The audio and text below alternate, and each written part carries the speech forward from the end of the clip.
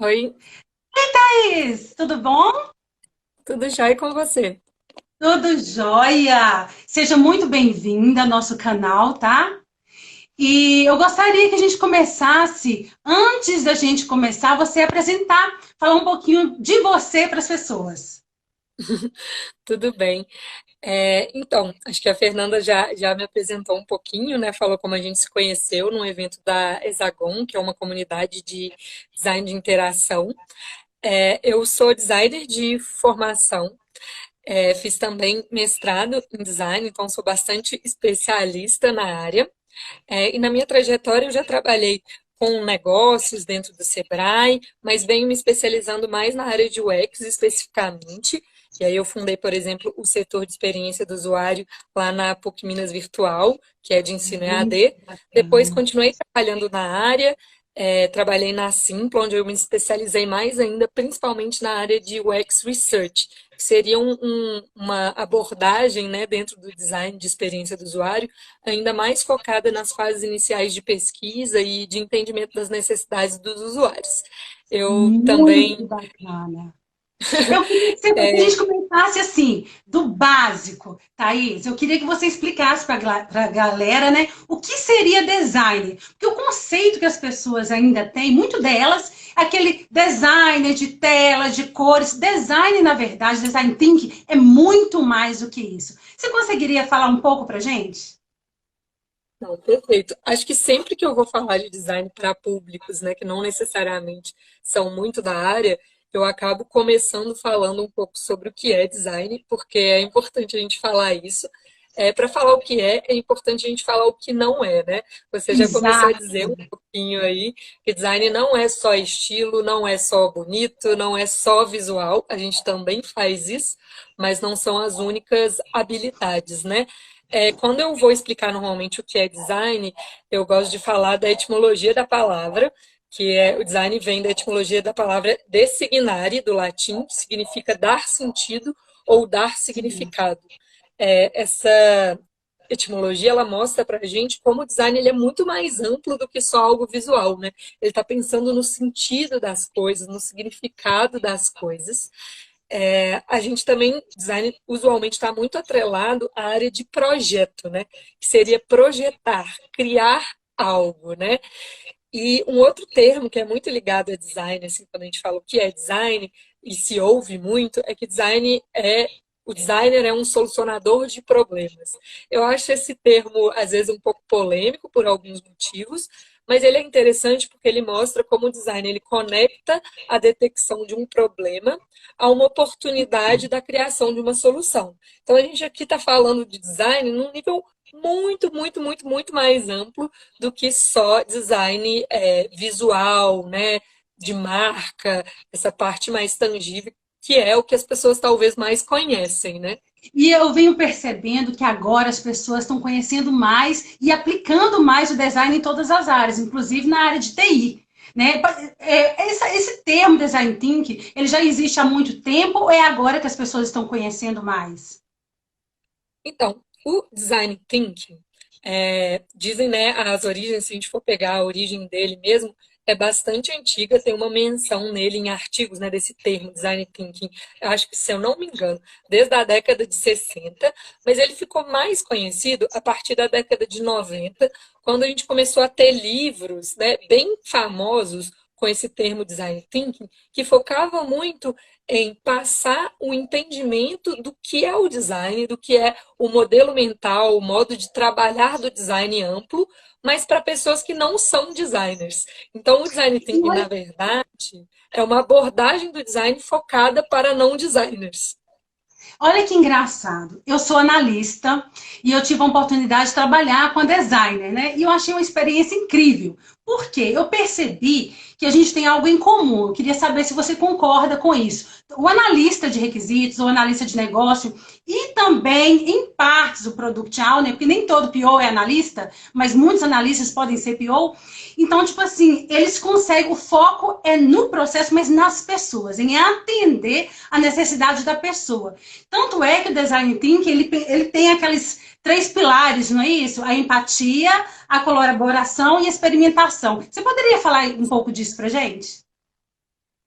Com certeza, esses três são reconhecidos, né, como os pilares do design thinking. Eu acho que eles sintetizam bem o modo de atuação do design. O primeiro que é esse, né, da empatia, que é uma palavra que a gente tem ouvido muito falar, né? Basicamente, a empatia é um processo pelo qual a gente tenta olhar pelo olhar do usuário, né? O design ele sempre parte desse princípio de olhar o olhar do usuário, de entender como o usuário vai se sentir, em qual momento ele vai usar. E a empatia, ela é muito importante para o design para a gente quebrar um ponto-chave, né? Que às vezes a gente tem dentro de um projeto, que é eu não sou o meu usuário, eu preciso colocar o outro no centro.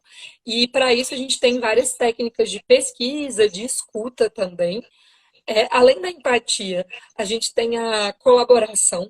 Ela pega Exato. muito o ponto de fazer envolver mais pessoas, né? O design é por natureza multidisciplinar.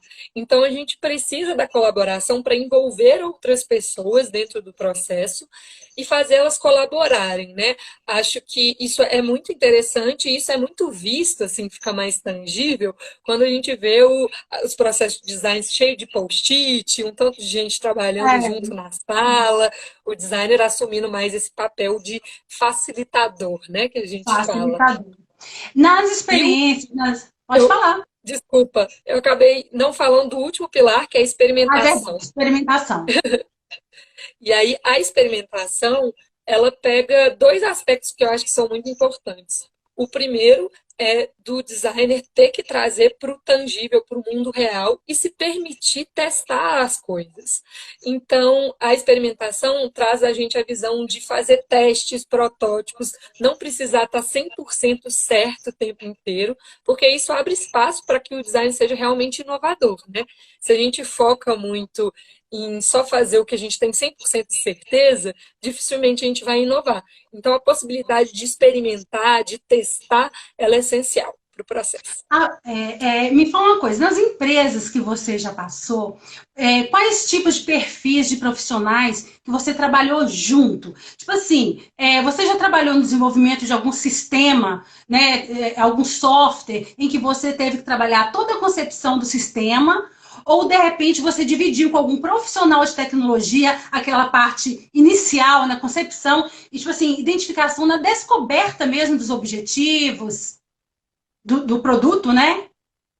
Sim, já trabalhei, sim. Acho que principalmente a experiência maior disso que eu tive foi dentro da Simpla, que a gente estava ali construindo um produto digital e dentro Muito dessa bacana. construção a gente tinha que lidar com vários outros agentes, né? Por exemplo, desenvolvedores e também pessoas de produto, como no caso da Simpla especificamente, a gente tinha POs e PMs também que atuavam nessa construção. Essa ação é Muito. muito em conjunto, e eu acho que alguns pontos que é legais comentar aqui é primeiro que dentro dessa área, desse mundo de produtos digitais especificamente, a área do design que tem mais abertura, né, que eu sinto que tem mais abertura, é especificamente essa área de experiência do usuário.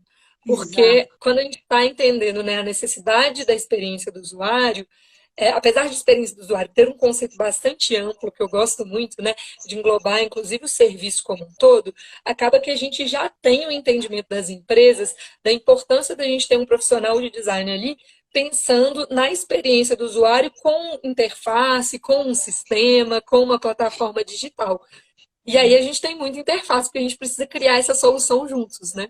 Exato. E eu tenho percebido também, não sei como é que você vê isso, por exemplo, o designer, tanto o analista quanto o designer, quando ele pensa na experiência, por exemplo, ele vai construir uma cadeira de rodas. Ele tem tanto se colocar no lugar daquele cadeirante, quanto também naquele que empurra. Ou seja, quando você constrói um produto, você tem que pensar na experiência de toda a perspectiva de todos os usuários que estão envolvidos naquilo ali, né? E eu acho que vem o design junto, pensando na viabilidade do produto, né? Se ele é bom. Como que você vê isso? As Acho que diferentes tem muito. perspectivas. Eu acho que a gente tem muita interação, né, nesse sentido. Com certeza é um dos princípios do design ter que olhar para todos os usuários, né? Assim, apesar da gente tender a pensar que o usuário é o usuário final, Na verdade, dentro do design, a gente deveria olhar todos os usuários, né? Todos os stakeholders ao longo dessa cadeia. Inclusive, a área, por exemplo, de design de serviços, ela é bem reconhecida por ter um olhar mais profundo para outros usuários, como, por exemplo, o usuário funcionário, o usuário da equipe que vai participar ali daquele serviço. Em relação às perspectivas, né, do analista, do designer, do desenvolvedor, usualmente as pessoas dividem assim, apesar de não ser o clássico, todo mundo já deve ter visto esse diagrama de Venn, né? Que o designer ele foca mais na questão do usuário, né, das pessoas, enquanto as pessoas de produto olhariam mais o olhar de negócios e os desenvolvedores olhariam a viabilidade técnica, né? Esse é um esquema clássico. Mas é engraçado, eu percebo muitas coisas, muitas semelhanças entre a análise de negócio, a análise de requisitos e o design. Porque todos pensam no processo, todos pensam em atender o usuário, e eu não sei qual a sua experiência na hora de, por exemplo, testar, na hora de criar o protótipo. Como que fica isso? Porque tem as etapas do design thinking, né? Você tem toda a empatia, você tem toda a ideação, né? Depois você prototipa. E como que é essa divisão de trabalho quando você tem o designer, quando você tem um analista ou algum outro profissional PO que também faz isso? Você já teve alguma experiência com isso? Sim. Dentro da Simpla foi onde eu tive mais essa experiência de trabalhar junto com alguns POs, de duplar com eles, inclusive. Acho que é legal falar, né, para quem está assistindo, que essa experiência depende muito da empresa. Acho que o perfil da atuação do profissional, ela depende tanto das empresas, a gente vê empresas diferentes com atuações diferentes, como também do próprio profissional.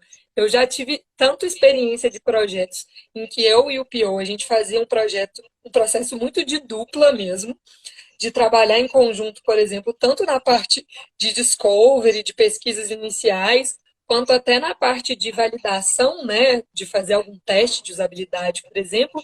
Eu acabava sendo mais responsável pela construção do teste, mas validava isso junto com o PO, porque a visão dele era Ah, importante também. bacana. Eu costumava facilitar o teste, né, que é fazer a pesquisa por ter uma especialização maior em pesquisa, mas normalmente o PO acompanhava, porque para ele era importante ver o teste também Sim. e ele tiraria dali outros insights, né, às vezes até diferentes da minha visão como designer. E me fala uma coisa, você poderia explicar para as pessoas que estão aí assistindo a diferença do UX, do UI, isso no design? Claro. Essa divisão é meio polêmica, tá? Assim, Muito. mas de maneira mais sintética, sem entrar demais na seara da polêmica, seria basicamente o profissional de design de user interface, ele está olhando a interface. Então, ele está olhando a interface e a interação, né? Ele está olhando muito mais a interação da pessoa com aquele sistema. Então, ele vai ficar responsável, sim, por toda aquela parte visual, mas também pelas partes de interação. Esse profissional, ele acaba conhecendo mais sobre algumas coisas, como, por exemplo, design system, alguns atributos visuais, como contraste, acessibilidade, Botões. perfil, esquemas, né, de clique, de passagem entre interfaces, tudo isso costuma ser uma expertise maior do profissional de UI. Já o profissional de UX, ele está analisando um pouquinho mais a nível de experiência. Então, o objetivo dele ali é olhar os fluxos, quem é esse usuário, como ele vai se sentir, qual é o objetivo dele em cada momento daquele fluxo de uso, né? Ele precisa entender melhor essas etapas. Então, o profissional de UX, ele olha muito para o usuário, para a experiência, para essa parte um pouquinho mais intangível da experiência. Mas um ponto muito importante de falar, Fernanda, é que a experiência do usuário, de fato, ela é responsabilidade de toda a empresa, não é Exato. o Não é o designer de design, experiência não de é um usuário. analista, é todos. Isso.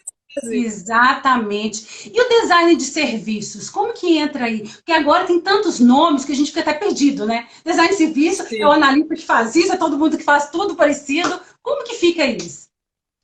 Então, tem mais duas divisões, na verdade três talvez, que eu gostaria de Nossa, falar. Tem a especialização, que é o UX Research, que é onde talvez eu atuo um pouco mais hoje, que seria a pessoa que olha para a experiência do usuário, mas tem um aprofundamento ainda maior nas partes de pesquisa, porque todo o processo de design ele é permeado por muita pesquisa, para a gente entender o usuário, para a gente validar a nossa solução, para ver se ela funciona, se não, e aí a gente pode se especializar em fazer pesquisa para a gente entender mais ainda sobre o usuário, que é no caso que eu faço. Então, eu costumo, por exemplo, fazer pesquisas um pouco mais de base para entender o usuário e não necessariamente pesquisas que subsidiam projetos. Mas quando a gente Ah, pega design de serviços, especificamente, que é uma área que, é, inclusive, eu gosto bastante, me identifico também, até acho eu que apesar do também. meu cargo oficialmente ser o UX Research, eu acho que eu faço um pouco de design de serviços. O design de serviço é basicamente uma especialização do design em que, ao invés de projetar uma tela ou projetar uma experiência, está projetando o serviço. Então, ele tem algumas peculiaridades, né? Ele está olhando a nível de negócio, mas ele também está olhando para dentro da organização para entender como que a organização precisa se formatar para entregar aquele serviço que a gente está pensando. Então, usualmente, o design de serviço tem algumas peculiaridades. Eu até tenho um vídeo no YouTube que eu gravei junto com a Dinius, se alguém quiser dar uma Você olhadinha, tem curso que eu também, não falo tem? o que é. Sim, Você eu tenho um tem. curso, Pode tenho um falar. curso na PUC Minas, que é online, um curso online. Então, ó, vamos às indicações. Tem um Ah, vídeo meu no canal da Dinius que eu falo um pouco sobre o que é design de serviços e explico um pouquinho mais essa especialização do design de serviços. E tenho um curso online que custa R$ 50 na PUC Minas Virtual sobre design thinking, inovação e negócios. E aí a gente chega na outra especialização, que seria o design thinking. Dá para ver assim que eles têm muito em comum, tá? As próprias práticas, ferramentas e dia a dia, é difícil às vezes a gente distinguir o que é design de serviço, o que é design thinking, o que é o UX, o que é o UX research. exatamente, tudo. É tudo meio confuso mesmo. Mas Design o thinking design seria, design thinking thinking, seria alguma técnica? Seria uma técnica de o discovery? design thinking, na verdade, o design thinking, a gente costuma falar dentro da área do design que ele é uma abordagem. Porque se a gente fala que ele é um método, que ele é uma técnica, parece que ele é uma sequência muito fechadinha e, na verdade, ele é É, muito mais amplo. Se a gente for pegar as palavras mesmo, né, design thinking, é basicamente entender a essência do modelo mental do design, da área do design, mas deixar ela ampla a ponto de ela poder ser aplicada em qualquer contexto. Porque se eu falo assim para você, design gráfico, o design gráfico, ele vai resolver problemas de configurações visuais. E o que ele vai te entregar de solução é uma configuração visual. Agora, o design thinking, ele pode resolver qualquer tipo de problema, problema. entregar qualquer tipo de solução. E eu confesso para você que eu fiquei muito confusa quando eu trabalhei com a design. Então, assim, gente, estamos fazendo a mesma coisa? Parecia que a gente estava fazendo a mesma coisa. Por quê? A gente foca muito na pessoa, no problema, em criar soluções, em processos, mas cada um com a sua expertise. Né? Cada um com a sua expertise. Então, voltando lá, um pouquinho atrás, você falou do curso, só para continuar, só para você finalizar, que você tinha um curso e você ia apresentar três formas do Isso. design: design research. O design de serviços, que eu comentei um pouquinho, né? Então, o design de serviços ele está olhando um pouco mais, assim, para deixar mais claro, o design de serviços ele está olhando o serviço mesmo que está acontecendo. Então, acho que na parte de experiência, os dois tangem muito, porque assim, se tocam muito, né? Porque o serviço é muitas vezes uma experiência. Mas o Exatamente. design de serviço ele está olhando o serviço como um todo, não necessariamente só as partes digitais de interação, né? Não necessariamente só a plataforma virtual, né? Eu posso olhar como que é o atendimento, como é o processo físico. E o que eu acho interessante do design de serviço, que é uma parte que eu me identifico bastante, é que ele Negócio. se aproxima também de um pensamento de negócio. Quando você olha, Exato. porque o serviço é o que negócios digitais vendem. Muitas vezes Que na eles vendem verdade é o nosso. serviço. Isso que é o tema da nossa live, que eu queria muito que você falasse no final. Qual a relação do design thinking, na verdade, do design de serviços, né? Com o negócio, que tem tudo a ver, né? Sim. E aí, o terceiro que eu ia falar é justamente o design thinking. Como eu falei, o design thinking é tipo uma abordagem, é basicamente o nome que se dá, uma abordagem bem ampla do design, focada no design para não designers. Então, ele amplia, né, a área que o design Ah, pode atuar. E o design thinking, inclusive, ficou muito famoso entre as pessoas de negócio. E justamente por isso a gente vê muita conexão, utilizando a abordagem do design thinking para a construção de planejamentos estratégicos, para a exato. construção de uma nova empresa, de uma nova startup, de um novo negócio. O modelo mental do design thinking acaba sendo bastante utilizado pelas áreas de negócio, né? Aqui tem uma pergunta aí que é o seguinte: o design thinking pode ser aplicado em outras áreas também que não está restrito ao desenvolvimento? Por exemplo, Sim, a área de totalmente. saúde, por exemplo, A gente tem vários poderia. cases, inclusive. A Idel, ela tem alguns cases muito legais. A Idel é uma empresa muito reconhecida por aplicar o design e o design thinking. E ela tem alguns cases super legais. Tem vários cases de design thinking na internet que vocês acham. Por exemplo, repensando experiências das pessoas em hospitais. Tem um case clássico daquelas máquinas de fazer. Gente, eu vou esquecer o que que é, mas de fazer tipo um exame e tipo um exame que você tem que entrar dentro da máquina, assim. E aí eles fizeram Sei, um sim, processo é de ressonância, não entender, sei. tipo uma ressonância, vamos fingir que é É ressonância. É, verdade, tem a experiência aí também, né? Tem todo um e serviço, tem aí todo um eles produto. e aí eles fazem alguns processos, por exemplo, de melhorar a experiência para crianças, de criar uma história antes da criança entrar, para ela não ficar tão nervosa, para ela se sentir melhor. Tem alguns cases, por exemplo, de design thinking sendo usado para diminuir a fuga de idosos de asilos. Tem vários cases super legais. Ele não precisa ser necessariamente atrelado à área de tecnologia ou desenvolvimento, não. Agora me fala uma coisa. Então, pelo que eu estou entendendo, o design thinking ele é mais amplo. Então, tipo assim, eu que não sou designer, eu posso aplicar também o design thinking, ou seja, aquele pensamento ali de design de atender a pessoa, né? Ou seja, usar os conceitos do design, né? Agora, a pessoa que quer iniciar, o que você sugere? Você sugere existe certificação? Qual que é o processo? Ou livros? O que seria? Ou realmente é a prática? O que você acha? Como que você vê isso? Massa demais a pergunta. Acho que tem um ponto que é importante, como você disse, né, Fernanda? Cada vez mais se fala do design e se quer usar o design, mas não Isso. necessariamente essa popularização do termo design veio acompanhada de um profundo entendimento do que é o design. Então, eu, enquanto designer, acabo indicando bastante leitura e aprofundamento, justamente para você entender isso. Principalmente design thinking, é uma área que acaba tendo muita gente que conheceu um pouquinho e já acha que sabe tudo E do já é design thinking, design. né? É, É sendo que é uma verdade. área ampla, que tem muitos estudos, muitas correntes. Isso. Então, assim, não tem problema nenhum. Acho que o design thinking, inclusive, uma das maiores qualidades dele é que ele é bastante acessível. Então, mesmo que você esteja começando, você consegue pegar algumas práticas super legais. Mas a minha dica é entender que é uma área ampla, que cabe sim um aprofundamento e entender uma qualidade, né, no aprofundamento do entendimento do que é design thinking.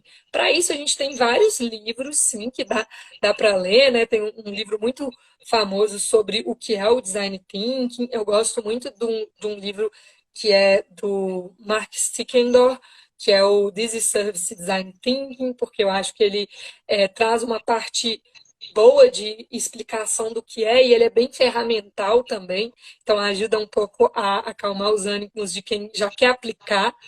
E o que eu ia dizer, que você até já puxou um pouco, Fernando, puxando da sua fala mesmo, é que o design é uma área das ciências sociais aplicadas. Então, ele tem muito, sim, de uma parte teórica para a gente compreender, mas ele também precisa da prática. Se você não vivencia ele, você Exato. não consegue ser bom em projeto, né? É exatamente, é igual o analista de negócio ou requisitos. Você pode saber as técnicas e tudo, mas é a prática que te constrói. Mas aquele profissional que quer começar, ele tem que começar. Não tem como ele ter a prática sem ele, né, introduzir. Agora me fala uma coisa. Na experiência toda que você passou, quais que são, tipo assim, não sei se você percebeu, os maiores desafios na parte dessa concepção, de entender, seria comunicação, entender o cliente, ou cliente, entendeu? Ou identificar o produto. Eu queria saber com você também algumas técnicas que podem ser aplicadas nessa parte de discovery. Ótimo. Eu acho que assim, os principais desafios que os designers sentem hoje tem dois níveis, né? Tem os desafios dentro da empresa. Eu acho que os desafios na empresa são vários, né? Por exemplo, o reconhecimento do papel do design. A gente mesmo está falando aqui, nossa, é tão amplo que é difícil de entender. E aí, muitas vezes, dentro da empresa, a gente tem que fazer um processo de sensibilização, de explicar para as pessoas o que é design, de conquistar um papel mais estratégico, porque eu acredito muito que o design ele ganha muito mais força e muito mais potencial, né? Entrega todo o seu potencial para a empresa quando ele está atuando numa camada mais estratégica. Mas Porque isso não é depende criar do uma ponto de telinha, vista. né? Não é criar uma telinha, gente. Não é. Porque tem muita gente que acha que o design é aquele que cria aquela telinha e não é. E aí? Exatamente. Então a gente tem esse desafio, por exemplo, e como que isso se aplica no dia a dia? No dia a dia, às vezes, a gente tem muitas demandas, muitos projetos que se iniciam com uma demanda de escopo fechado, que o designer não sabe por quê. E se a gente for pegar a essência do design, o ideal não seria a gente começar com uma demanda de escopo fechado. A gente sabe que pode acontecer, mas o ideal é a gente começar com um cenário para a gente entender os problemas, Exato. utilizar ferramentas de discovery, de pesquisa que a gente tem várias, para a gente entender quais são os problemas reais que aqueles usuários têm, e aí sim começar os projetos. E não ah, cria uma nova. Cria uma nova funcionalidade disso aqui porque o diretor quer, né? Essa coisa Pediu. que é um clássico. Isso. E o clássico. Agora me fala uma coisa. E ferramentas? Técnica. Antes, só aproveitar o gancho, a gente está falando de escopo. Como você já tem longa experiência, você observou as diferenças de aplicar o designer na abordagem tradicional? Não sei se você chegou a trabalhar nessa, né, com profissionais de TI que trabalhavam exatamente com escopo fechado e escopo aberto, que agora as metodologias ágeis, né, como está muito em alta, as pessoas realmente estão entendendo a importância da mudança, em ser flexível, entendeu? Em entender pequenos pedaços para poder entender o todo, né? Porque antes a gente trabalhava como? A gente tinha o todo, enquanto não entendesse o todo, eu não desenvolvia. Hoje não, eu pego um pedacinho, compreendo, entrego, experimento, testo. O design também é dessa forma, ou não? Eu não tive uma experiência de vivência, de trabalhar num ambiente de desenvolvimento, né, com desenvolvedores, antes com o escopo fechado e agora com um pouco dessa metodologia ágil. Mas eu vejo que sim, o próprio design passou por essa transformação. Se a gente for pegar um exemplo que eu gosto de dar muito, é do design de produto físico. Se a gente for pensar o design de produto físico, porque eu sou formada em design de produto físico, Peraí, cadeira, rapidinho. moda. Designer de produto físico. Explica pra gente o que é isso, antes de explicar. Ah, Design de produto, porque quando a gente fala product designer ou design de produto, no meio digital se entende como a pessoa que faz o processo do início ao fim. Então seria um profissional UX/UI. Se você procurar no LinkedIn vagas de product designer, eles estão falando isso. Profissionais de do UX início e de ao UI. fim, inclusive da entrega? Da entrega? É, a pessoa que faz, não o desenvolvimento, né, mas faz toda a parte de design, desde entender a experiência do usuário até fazer as telas. Isso Ah, seria tá. product designer para o mundo digital. Ah, Aí, design de produto físico é o designer que projeta uma cadeira, um carro, um equipamento médico, ah, um eletrodoméstico, design de produto certo. físico. Eu sou formada em design de produto físico. E eu gosto de dar esse exemplo com relação ao escopo aberto e fechado, por quê? Por que que a metodologia ágil ela faz tanto sentido dentro do mundo digital? Porque Exato, nosso ambiente permite isso. A gente exato. consegue ter várias pequenas entregas, porque a criação e a distribuição elas podem ser mais próximas e mais picadas. Se eu estou falando de um produto físico, vamos pensar assim, uma cadeira de plástico que tem um tanto de peça que eu vou ter que fazer molde de injeção, vou ter que pensar toda uma cadeia produtiva, até te entregar, até vender, até você usar. Eu não vou poder fazer uma criação de Ah, eu vou mudar só o bracinho dela, na próxima eu mudo o encosto. Por que que eu não consigo? Eu tenho que fazer por versões, e essas Por versões elas têm que ser versões. maiores, Isso, mas por tem que isso ser que é umas versões gigantes, porque a pessoa vai comprar perfeito. o produto. Só que Perfeito, no vai produto, entregar por parte. só que Você no entrega produto por digital eu não incremento. preciso. No produto digital eu posso sim só mudar o braço, porque a pessoa vai acessar da mesma maneira que ela ia acessar, né? A produção e a distribuição, elas não têm um gap tão grande até o usuário. Então, a gente tem uma possibilidade, que é uma vantagem, de ter feedbacks ao longo do processo. E isso muda a estrutura do processo de design. Perfeito. É exatamente, tanto para o design quanto para o desenvolvimento de sistema, o feedback ele é muito importante, né? Não é somente o feedback, quanto a retrospectiva. No design também você trabalha, né? Porque junto com a equipe, você está sempre revendo o que foi feito e aprendendo com aquele próprio, né, com os erros, digamos assim. Sim. Agora me fala uma coisa, entendendo um pouco mais. Quais as outras? Alguém tinha perguntado aqui, eu estava até olhando a pergunta, se o designer tem que estar presente em todas as fases do projeto. Você falou que não, né? É óbvio que acho que todos os profissionais, designers, desenvolvedores, pessoas analistas de sistema também, a gente sempre quer ser envolvido o quanto antes, porque é importante, né? Isso é até parte de um dos princípios do design, que é a colaboração, que é justamente a gente envolver todo mundo que vai participar e pegar todos os insights que a gente tem dessas pessoas.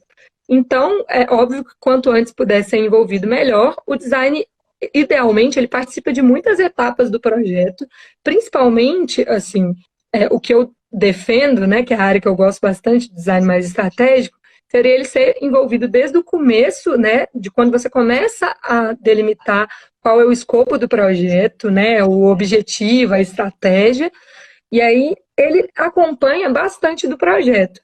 Mas, claro, chega um momento que a gente faz uma transição, principalmente quando a gente passa para o time de desenvolvimento, que idealmente foi envolvido na parte de criação, mas a partir do momento que os desenvolvedores começam a desenvolver, a atuação do design fica bem menor, ela fica ali para tirar algumas dúvidas, para verificar se está tudo como tinha sido criado, no caso da gente ter esquecido algum fluxo, alguma coisa assim que acontece também, e o design volta a atuar, talvez, só após o lançamento, já por uma iteração, né, para entender os impactos daquilo que foi criado e Avaliar o pensar resultado, né? melhorias.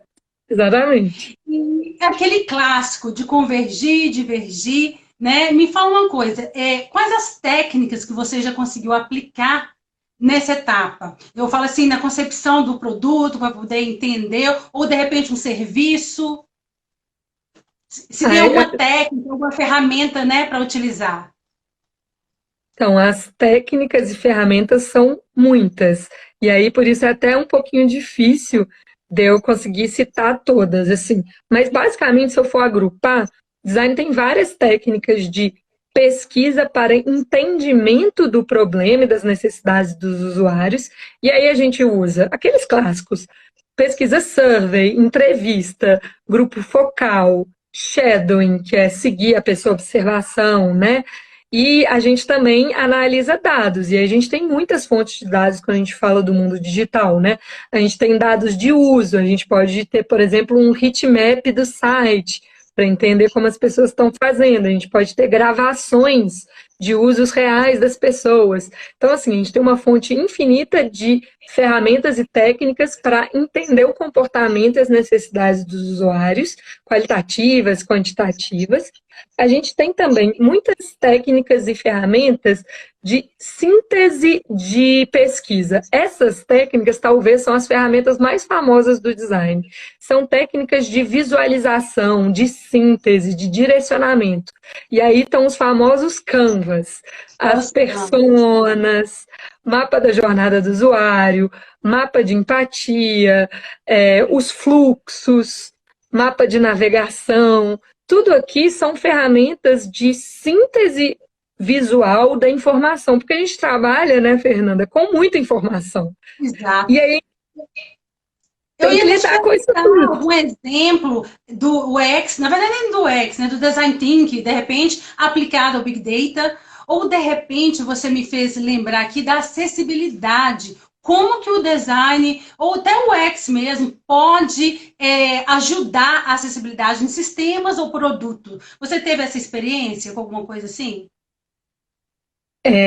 Na parte de Big Data, eu nunca lidei diretamente com um projeto de Big Data, mas você me lembrou uma coisa assim muito importante, porque o design, a pesquisa e design, os dados em design, tem uma coisa muito interessante, uma característica muito interessante, que é juntar o Big Data com o Small Data, juntar o quantitativo com o qualitativo, porque a gente entende que essa junção nos faz entender melhor os direcionamentos dos produtos. E o design acaba sendo reconhecido bastante por trazer a pesquisa qualitativa para dentro dos negócios, porque a gente tem muitas áreas, por exemplo, áreas de data analytics, engenheiro de dados, que olha muito para o big data, né? Para Mas o como volume o de dados. design Como o designer vai trazer, o profissional trazer esse dado, igual você falou, né? Essa parte qualitativa, esse resultado qualitativo. Como que ele apresenta isso? Porque isso seria, talvez, um resultado de um cientista de dados. Eu queria compreender melhor a sua fala. Claro. É, o design, ele acaba, assim, aí muito minha visão, tá? Fernando Tá. não está assistindo. Mas o design, ele acaba, por exemplo, pegando esses dados quantitativos e juntando a ele dados qualitativos. Porque os dados quantitativos, normalmente, eles apontam para a gente proporção, direcionamento, tendências, mas dificilmente eles falam para a gente o porquê, o como. Mas por que que o usuário está preferindo essa funcionalidade daquela? Por Exatamente. O que alguém porquê. clica aqui? E é o Realmente. porquê que guia a gente, né, como designer, para criar a solução. Então, a gente precisa dessa articulação. A gente precisa fazer entrevista, fazer etnografia, ver o cara usando realmente, para a gente entender um pouquinho esses comos e porquês. Esse trabalho do design, do profissional, principalmente no desenvolvimento de sistemas, por exemplo, ou de um serviço, qual o tempo normalmente que ele gasta para poder realizar essa atividade? O projeto que eu participei, a design, eu acho que ela gastou, por exemplo, isso depende do projeto, eu queria que você falasse um pouco, porque depende da complexidade, né? Em torno de 6 meses, 3 meses. Por quê? Porque isso influencia diretamente no prazo e no custo do projeto. Como que você vê isso? Então, acho que a gente falou um pouco de metodologia ágil e acho que isso se encaixa aqui. Depende muito do tamanho do escopo do projeto, do design, e também da profundidade do que ele vai fazer. Se a gente pensa em ciclos iterativos menores, a gente consegue sim encaixar um pouco do processo do design dentro, por exemplo, de sprints menores, né?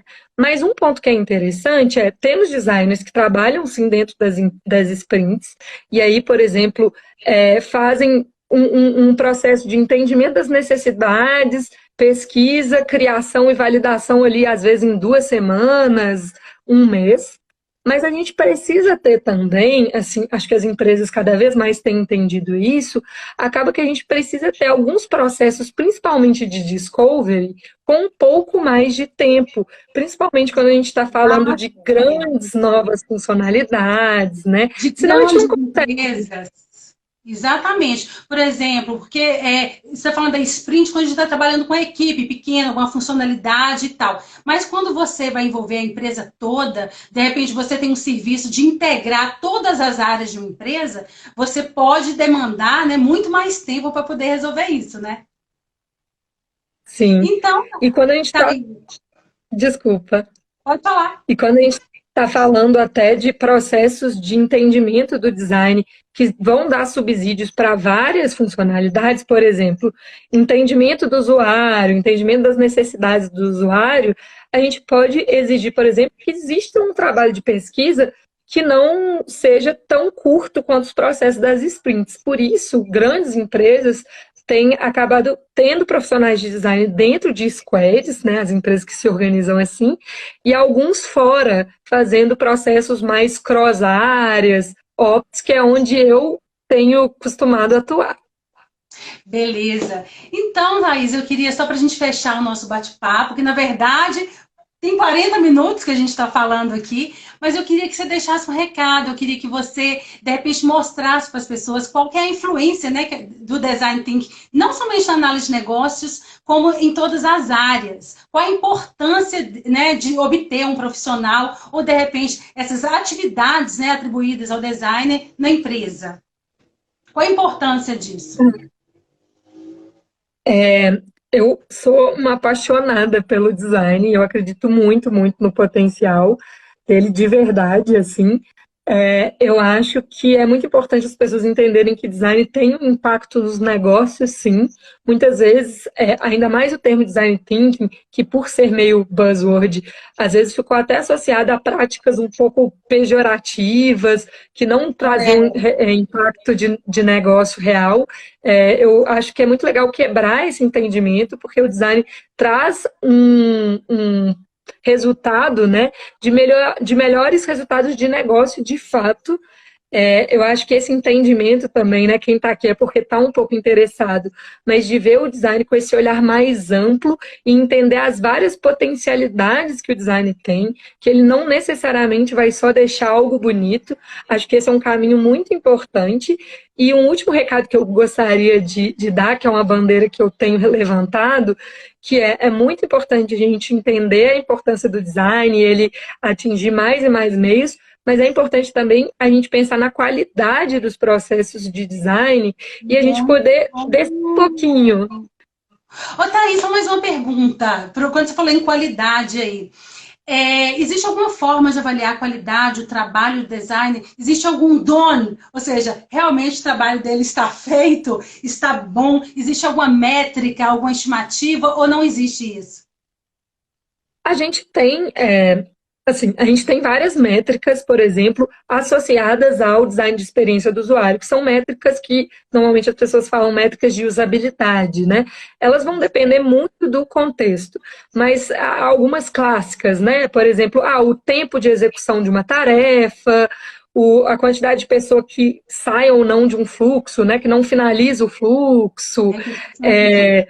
A quantidade de pessoas que erra, mas a gente tem também, eu acredito muito, que muitas das métricas de negócio são as métricas de design também, porque afinal os outputs são os mesmos. Se o objetivo do negócio é fazer com que mais pessoas comprem, o design vai ter sido eficiente se ele conseguir fazer um projeto para que mais pessoas comprem.